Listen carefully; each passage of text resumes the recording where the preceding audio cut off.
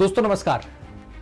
अभी जैसे आप सीजीएल की तैयारी कर रहे हैं, सीएचएसएल की तैयारी कर रहे हैं, एमटीएस की तैयारी कर रहे हैं, सीजीएल की जो तैयारी करने वाले बच्चे हैं, एस्पायरेंट हैं, रीजनिंग को लेकर कई बार उनके मन में डाउट आता है। तो हमें कुछ पॉइंट्स, कुछ एरिया को समझना होगा जिससे कि आपका जो स्कोर है वो मैक्सिमम से मैक्सिमम कैसे आ सके। बहुत सारे बच्चे मॉक लगाते हैं और कहते हैं कि सर हमारा स्कोर कम आ रहा है, या हमारे सवाल गलत हो जाते हैं, या रीजनिंग में समय ज़्यादा लग रहा है। देखो रीजनिंग एक ऐसा सेक्शन है जिसमें आप कम समय में ज़्यादा स्कोर कर सकते हैं और आपके सिलेक्शन में सबसे बड़ा योगदान, माना कि सारे सब्जेक्ट जरूरी है लेकिन रीजनिंग का बहुत बड़ा योगदान है। और जिनका सिलेक्शन होता है, आप जरा डिस्कस भी करोगे उनसे, जो टॉपर्स रहे हैं, जिनका सिलेक्शन भी हुआ है, तो आपको पता लगेगा कि उन्होंने रीजनिंग में बहुत अच्छा किया था। अगर हम टीयर 1 की बात करें तो 50 में से 1-2 सवाल गलती से उनका गलत हुआ, अदरवाइज उनके कंप्लीट पूरे मार्क्स आते हैं, जो कि संभव है, बिल्कुल संभव है, आसान है समझने में। कुछ क्वेश्चन ऐसे होते हैं जो लॉजिक बेस्ड उस समय पे स्ट्राइक नहीं करते, छूट जाते हैं। हमारे अगर मार्क्स कम आ रहे हैं रीजनिंग में, सपोज करो आप 25 क्वेश्चन में से अगर 15 ही सवाल अटेम्प्ट कर पा रहे हैं, 18 सवाल अटेम्प्ट कर पा रहे हैं, तो जरूरत है उस पर और ज्यादा फोकस करने की। तो कौन कौन से पॉइंट्स हैं जिसको हम और ध्यान में रख सकते हैं, चीजों को अच्छा कर सकते हैं। सबसे पहली चीज, क्वालिटी कंटेंट होना चाहिए। मतलब पढ़ने को तो एक सागर है, बहुत बड़ा सागर है, आप कुछ भी पढ़ते रहो, कहीं से पढ़ते रहो, लेकिन एक होता है कि सटीक वे में पढ़ना और सही चीजें पढ़ना। जो ऐसा कंटेंट होना चाहिए जो एग्जाम ओरिएंटेड हो, है ना। तो एग्जाम ओरिएंटेड जो कंटेंट है, जो क्वालिटी कंटेंट है, उसके ऐसा एस्पेक्ट में आपको प्रैक्टिस करनी, उसको आपको पढ़ना है। और क्वालिटी कंटेंट आप जो पढ़ते हैं उसका रिवीजन क्या करें, अनलिमिटेड टाइम। ऐसा नहीं करें कि आप 4 जगह से पढ़ रहे हैं, 5 जगह से पढ़ रहे हैं, 8 जगह से पढ़ रहे हैं, 10 जगह से पढ़ रहे हैं, है ना। और आप सोर्स लिमिटेड रखिए। सोर्स क्या है, लिमिटेड रखिए, और उसका जो रिवीजन है वो अनलिमिटेड टाइम कीजिए। जैसे फॉर एग्जांपल आपने कोई टॉपिक पढ़ा डाइस, ठीक है, डाइस आपने कंप्लीट टॉपिक पढ़ा, बेसिक से लेकर एडवांस तक। अब होता क्या है कि जैसे डाइस आपने पढ़ना स्टार्ट किया, आपके कुछ पैटर्न्स आपने पढ़ लिए, है ना, कुछ पैटर्न पढ़ लिए, और आपने लगा कि यार इससे ना सवाल मेरे होने लगे। लेकिन कुछ उसमें open to close, close to open, कुछ ऐसे पैटर्न्स भी हैं, और सपोज करो उनसे रिलेटेड क्वेश्चन आ गया तो फिर आपका सवाल छूट जाएगा। इसलिए कभी भी कोई टॉपिक पढ़ना है तो पूरा पढ़ना चाहिए, है ना। और आप लिमिटेड सोर्स रखिए, अनलिमिटेड रिवीजन रखिए।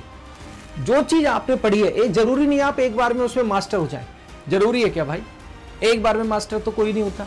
हम भी पढ़ा रहे हैं, कई बार जब टॉपिक हमने पढ़ाया तो उसमें एक्सपर्टीज आई, है ना। तो एक बार में तो एक्सपर्टीज नहीं आती। अब ये स्कूल कॉलेज का तो एग्जाम है नहीं कि एक बार में आपने सिलेबस कवर किया और आपने एग्जाम दे दिया। भाई ये कंपटीशन है, लाखों विद्यार्थी यहाँ पे तैयारी कर रहे हैं, लाखों लोग सपना लेकर अपना निकलते हैं, सरकारी नौकरी पानी है, सरकारी नौकरी पानी है। तो भैया इसमें क्या करना है, सोर्स लिमिटेड रखो, n number of time revision करो। कोई भी एस्पायरेंट होता है, किसी भी एग्जाम को अगर तैयारी कर रहा है तो वो रिवीजन बहुत ज्यादा करता है। अपना जो शेड्यूल बनाते हो ना आप, उस शेड्यूल में आपको होना चाहिए कि अगर टॉपिक में आप ठीक है बेहतर हो गए तो उसका रिवीजन कब करेंगे। रिवीजन तो नंबर ऑफ टाइम रिवीजन उसका होना चाहिए आपके उस शेड्यूल में एग्जाम से पहले, ठीक है। कंप्लीट सिलेबस करना है। बहुत सारे बच्चे क्या करते हैं कि ठीक है भाई मोस्ट स्कोरिंग टॉपिक है, मैंने ये पढ़ लिए, और कुछ टॉपिक्स उन्होंने नहीं पढ़े, भाई इनसे सवाल ज्यादा आते हैं, ये पढ़ लिया। लेकिन जो बाकी के टॉपिक्स हैं, अगर उससे हमारा सवाल आ गया, ऐसा फिक्स तो है नहीं कि भाई इसी से सवाल आएगा। सिलेबस तो ऐसा है कि जहाँ पे कभी कभी ऐसा होता है अदर शिफ्ट में कोई दूसरे टॉपिक से भी सवाल आ जाता है, तो आपका छूट जाएगा। कभी भी आप जब प्रिपरेशन कर रहे हैं तो आपके दिमाग में क्लियर होना चाहिए, ठीक है आप महत्वपूर्ण टॉपिक पहले पढ़ रहे हैं, हो सकता है, लेकिन आपको सिलेबस पूरा कवर करना ही होगा, बेसिक से लेकर एडवांस तक। टीयर 1 से लेकर टीयर 2 कोई भी टॉपिक है, बेसिक से एडवांस पढ़ो, पूरा सिलेबस कवर करना, ये आपके दिमाग में क्लियर होना चाहिए। कई सारे आप जब सेलेक्टेड बच्चों से बात करोगे तो समझ में आएगा। बहुत सारे बच्चे क्या करते हैं कि चलो ठीक है भाई 10 दिन आपने यहाँ से पढ़ लिया, फिर आपने क्या कर दिया, सोर्स चेंज कर दिया, फिर अगले 10 दिन आपने ये पढ़ लिया, फिर अगले 1 महीने आपने यहाँ से पढ़ लिया, अगले 1 महीने आपने ऑफलाइन कोचिंग कर ली, अगले 1 महीने आपने यूट्यूब से पढ़ लिया, और ऐसे करते करते आपका समय व्यतीत हो गया, 1 साल आपका व्यतीत हो गया, पूरा सिलेबस कवर नहीं हो पाया। तो ये गलती आप ना करें जो गलती बाकी लोग करते हैं। सबसे पहला काम है आप डिसाइड करें, ठीक है, कि कहां से मुझे पढ़ना है, किन किन सोर्सेज से पढ़ना है, और दिमाग में थ्योरी क्लियर रखें कि मुझे पूरा सिलेबस कवर करना है, पहले पूरा सिलेबस कवर करना है किसी भी हालत में, चाहे वो क्वांट का हो, रीजनिंग का हो, जीके जीएस का हो या वो इंग्लिश का हो, ठीक है। Practice previous year. अब आप क्या करते हैं, जैसे बहुत सारे बच्चे क्या सोचते हैं कि पहले सिलेबस कवर कर लूंगा उसके बाद प्रैक्टिस करूंगा, ना ना, ठीक है। आपने पढ़ना शुरू किया, जैसे आपने पढ़ना शुरू किया, जैसे आपका 50% के आसपास सिलेबस कवर हो जाए, कितना 40-50%, उसके बाद ही आप कहीं ना कहीं प्रैक्टिस करना स्टार्ट कर दें क्वेश्चंस की, उन पर बेस्ड। तो जो आपने पढ़ा है उससे रिलेटेड क्वेश्चंस आपके सॉल्व हो रहे कि नहीं हो रहे। और सबसे जरूरी बात है, आपको प्रीवियस ईयर इंक्लूड करना पड़ेगा। अगर आपने किसी टॉपिक को पढ़ा है पूरी तरीके से, तो उस पर बेस्ड जो प्रीवियस ईयर के क्वेश्चन है वो सॉल्व होने ही चाहिए। अगर वो क्वेश्चन सॉल्व नहीं हो रहे हैं तो आपके पढ़ने में कहीं ना कहीं गलती हुई है, कुछ ना कुछ छूटा है, कुछ ना कुछ मिस्टेक है, तो आपको समझ में आना चाहिए। फॉर एग्जाम्पल भाई, मैंने डाइस पढ़ ली, ठीक है दोस्त। अब मैंने डाइस पढ़ लिया तो डाइस से रिलेटेड जो भी क्वेश्चन होगा प्रीवियस ईयर में आया होगा वो सॉल्व होना चाहिए कि नहीं होना चाहिए। कैलेंडर मैंने पढ़ लिया, अगर उससे रिलेटेड कोई भी सवाल मेरे को मिला है तो सॉल्व होना चाहिए कि नहीं होना चाहिए, बिल्कुल होना चाहिए।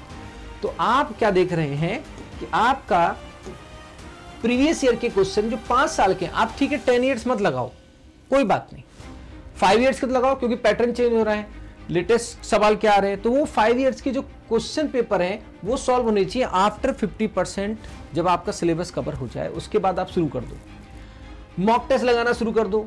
मॉक टेस्ट में आप ये नहीं कि मॉक टेस्ट आप लगा रहे हैं तो आप ये देख रहे हैं कि यार मेरा मॉक में ना मार्क्स कम आ रहे हैं। मॉक्स में जो मार्क्स आते हैं वो ये डिटरमाइन नहीं करते कि आपके मार्क्स एग्जाम में कितने हैं। देखो क्या होता है, मॉक कभी आसान आएगा, कभी टफ आएगा, और कई बार ऐसा देखा जाता है जिनके मॉक्स में मार्क्स कम आए थे लेकिन एग्जाम में उनका अच्छा स्कोर आया। हाँ, ऐसा कई बार देखा जाता है। मॉक्स आप दीजिए जिससे कि आप अपने जो वीकनेस है उसको पहचानते हैं, एनालिसिस करते हैं, कौन कौन से टॉपिक से सवाल गलत हो रहे हैं, है ना, या रीडिंग स्किल्स आपकी अच्छी होती है क्वेश्चंस को लेकर। इन सब के लिए मॉक की जरूरत है कि आप कितने कंफर्टेबल है, कॉन्फिडेंस आना चाहिए, है ना। कॉन्फिडेंस गेन करने के लिए मॉक जरूरी है, वीकनेसेस को समझने के लिए मॉक जरूरी है ना, कि हमारे कौन कौन से एरिया अनकवर्ड है इसको समझने में मॉक जरूरी है। तो मॉक्स के जो मार्क्स है ना उसको ज्यादा दिल पे मत लिया करो, ठीक है। मॉक्स की एनालिसिस जरूर करनी चाहिए, कौन कौन से ऐसे क्वेश्चन हैं जो हमारे गलत हो जाते हैं, कौन कौन से ऐसे सवाल हैं जिसमें समय ज्यादा लग जाता है। तो उन चीजों की समझ के बाद फिर उनको आप कहीं ना कहीं अपनी स्टडी में इंक्लूड करोगे, टॉपिक्स को, उन टॉपिक्स पे ज्यादा फोकस करोगे जो आपके वीक है। देखो जब एनालिसिस करोगे तो ये पता लगेगा ना कि मेरे ये टॉपिक्स क्या वीक है, यहां से सवाल मेरा छूट जाता है, उन वीक एरियाज पे ज्यादा फोकस करना, ठीक है। शॉर्ट एनालिसिस मैंने कहा ना, strength and weak, opportunity threat तो आप छोड़ दो, लेकिन आपको पता होना चाहिए कि कौन कौन सी चीजें आपकी स्ट्रांग है और कौन कौन सी चीजें वीक है। जो स्ट्रांग है उसको तो मेंटेन करो प्रैक्टिस के थ्रू, है ना, और जो वीक है उसको कहीं ना कहीं इन डेप्थ में जाओ उसके, और उस वीक पे फोकस करो जिससे कि वो भी आपका स्ट्रांग बन जाए। एक्यूरेसी पे फोकस करना है, स्पीड हमें चाहिए ऑफ कोर्स, लेकिन ऐसी स्पीड का क्या करें जिसमें एक्यूरेसी कंप्रोमाइज हो जाए। तो सबसे पहला काम है कि हमारा 100% एक्यूरेसी होनी चाहिए। हो सकता है सवाल हमारे थोड़े कम अटेम्प्ट हुए लेकिन गलत एक भी ना हो, ठीक है, क्योंकि नेगेटिव मार्किंग होती।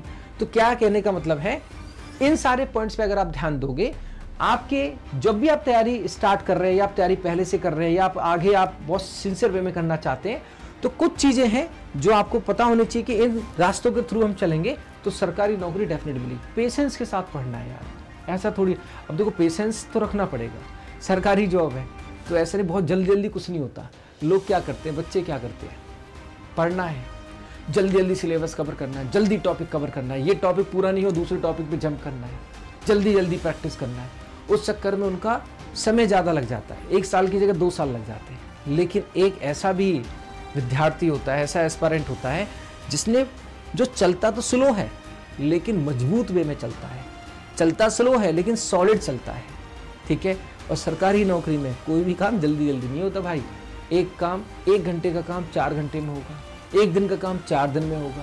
तो इसलिए सरकारी नौकरी तैयारी कर रहे हो तो ज़्यादा जल्दबाजी मत करो, चलो मजबूती के साथ चलो।